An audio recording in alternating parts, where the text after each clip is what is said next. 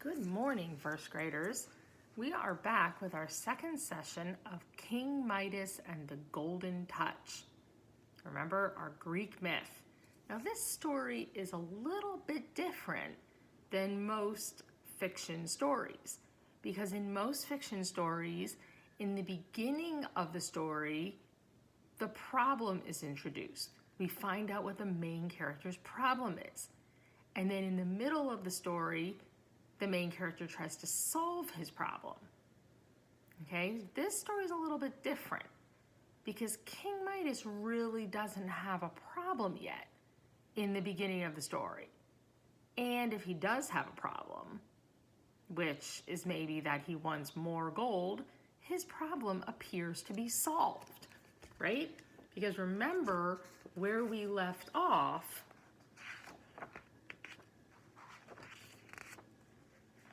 King Midas was worried. Remember when the mysterious stranger, who happens to be Bacchus, okay, the god of wine, and you see the grapes on his hat, that's because wine is made out of grapes. So this is Bacchus, the mysterious stranger, and remember he grants King Midas his wish. And what was King Midas's wish? Yes, it was that everything he touched would turn to gold, because the only thing King Midas thought that he could possibly want would be more gold. And it seems that his problem is solved, right? At first he's worried that it's not working. Okay, but then he realizes that, yes, indeed, the mysterious stranger had granted his wish. And he's now touching the blanket and it turns to gold. His nightgown is gold, right? Even the staircase turns to gold, and all the pillars that he touches as he walks through his palace all turn to gold. So King Midas thinks that his problem is solved. But remember, I asked you, oh, and one more thing. Remember, what does he want to do out in the garden? And what does he do? Yes, he touches every single rose, and all of them turn to gold. Because remember, he keeps thinking that the roses, their beauty only lasts but a day. And if they were gold, their beauty would last forever. So he turns all the roses to gold. And remember I asked you to make a prediction about how his daughter Aurelia would respond when she found that all of the roses in the garden had been turned to gold? Yeah. He thinks that she's going to be happy. What did you think? What was your prediction? Let's check and see if our prediction was correct. That's called confirming our prediction. Or we can find out that our prediction was wrong and we can revise or change our prediction. Let's find out what happens when Aurelia sees the golden roses. And I also want you to stop and think for a second and make another prediction about what other problems King Midas is going to have. Because remember, this story is a little different. Remember I said in the beginning of most stories we have a problem, and in the middle the character tries to solve the problem? In this story, that is not the case. In this story, it seems like everything is going great in the beginning of the story for King Midas. He doesn't have a problem. In the middle of the story is where we find out what King Midas's problem is. So what problem do you think King Midas might have? Can you turn and tell mom and dad or brother and sister or somebody next to you what problem you think King Midas will have?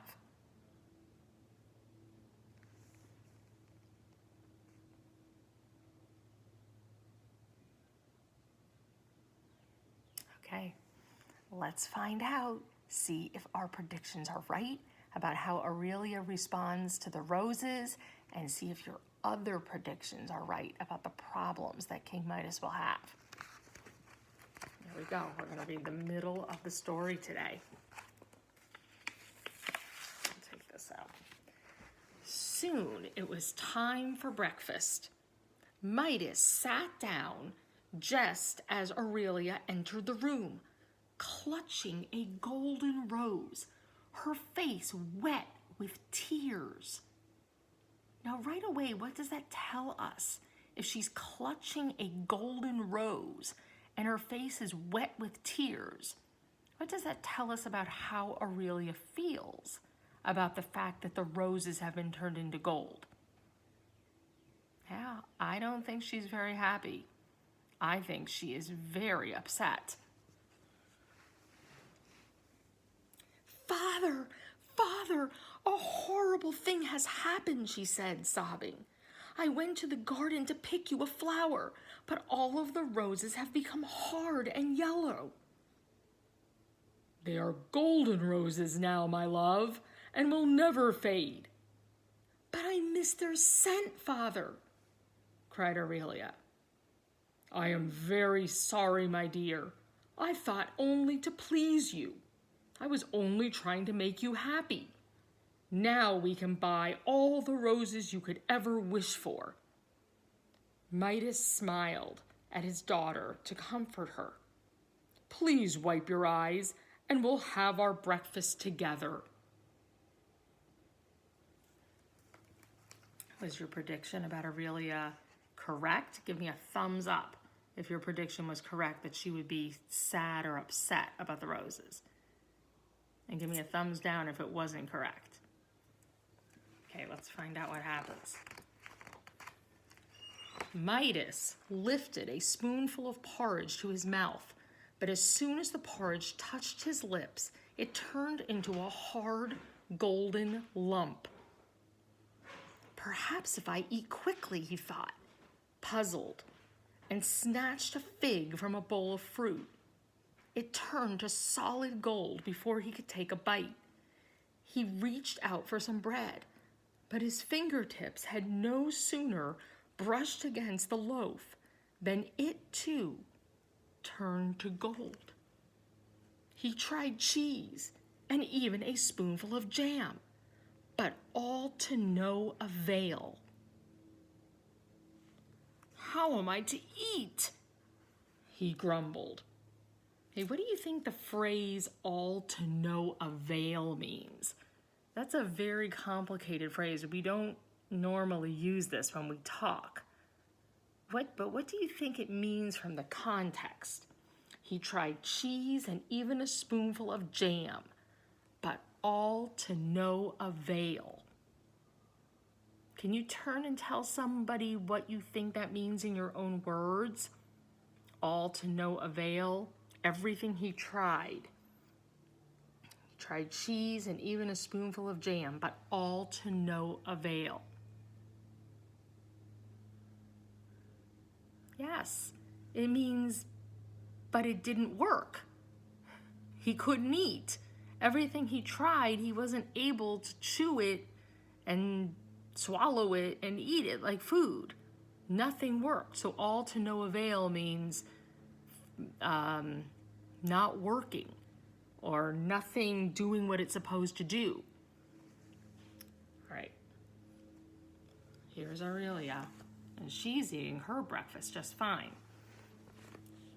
What's wrong, Father? Asked Aurelia. Nothing, he answered, wishing not to worry her. Nothing at all, my child. But Midas began to wring his hands. If he was hungry now, he imagined how much more hungry he would be by dinner. And then he began to wonder, will I ever eat again?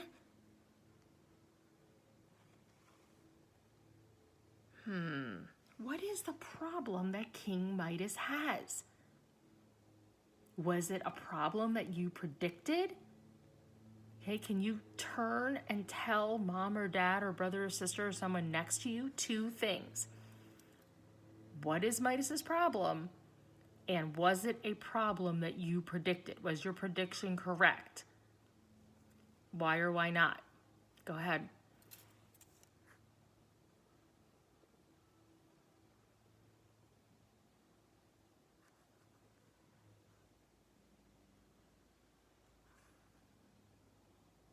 Good job. All right. By the way, to wring your hands, it says Midas began to wring his hands. Okay, now this is not ring like the ring on someone's finger. This is a different ring. It's an action.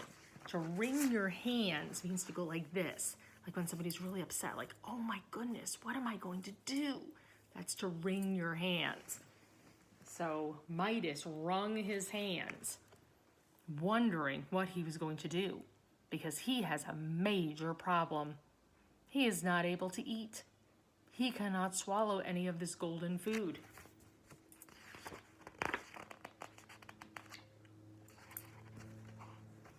And now he's going to have an even bigger problem. Aurelia, who had been anxiously watching her father all this time, slipped out of her chair and went to comfort him. "Please don't cry," she said. Midas smiled and took her hand in his, but suddenly he recoiled in horror. Recoiled means to pull back.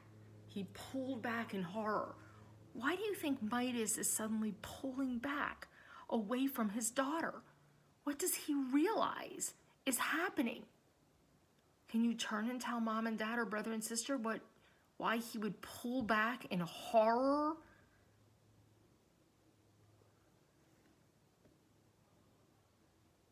Yes, remember, everything he touches turns to gold. So his poor little daughter is turning to gold as well. And you can see her sleeve on her dress is becoming gold. His daughter stood before him, an expression of concern frozen on her face, a teardrop clinging to her golden cheek. His cursed touch had turned Aurelia into a lifeless statue. Midas howled in anguish and tore at his hair. He couldn't bear to look at the statue, but neither could he bear to leave her side. What do you think the word anguish means? Midas howled in anguish. That's a very strong word, anguish. And it has to do with an emotion. What emotion is it? How can you describe, how does King Midas feel now that he has turned his daughter into a golden statue? And what would cause him to howl? You know what it means to howl? A wolf howls.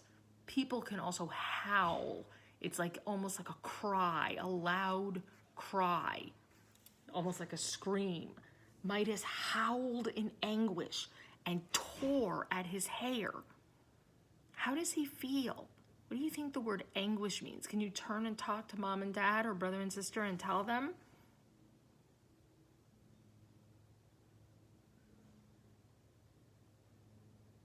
Yes, anguish is great sadness and grief, almost to the point of causing physical pain. It's like somebody's so sad and so upset that almost like they're in pain. That's anguish.